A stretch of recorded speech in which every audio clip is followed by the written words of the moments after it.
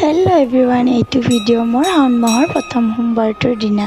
সেইদিনাখন আমাৰ ওচৰৰে শিৱ মন্দিৰত গৈছিলোঁ। পৰিৱেশটো খুব ধুনীয়া আৰু সিদিনাখন বহুতে মানুহ হৈছিল। এইটো এটা শিৱ মন্দিৰ হয়, লগতে ইয়াত এটা হনুমানৰ ডাঙৰ মূৰ্তিও আছে। আমি মন্দিৰটোত চাকি ধূপ জ্বলাই অকণমান ফুৰিলোঁ। তাৰপিছত এই মন্দিৰটোৰ অকণমান ওচৰতে আছে এটা ডাঙৰ শিৱ মূৰ্তি। এইটো বনোৱাৰ 3 বছৰমান হ'ল। এই শিৱ মূৰ্তিটোৰ 91 ফিট ওখ। ইয়াতো সেইদিনা খুব মানুহৰ সমাগম হৈছে। এইটো মূৰ্তি দৰ্শন কৰিবলৈ মানুহৰ কিমান লাইন লাগিছে চাই লওকচোন। সেইদিনাখন এই মন্দিৰটোত আহি খুবেই ভাল লাগিল। এই মূৰ্তিটোৰ কাষতে এইখিনিও আছে, ইয়াৰ ভিতৰতো প্ৰৱেশ কৰিব পাৰি।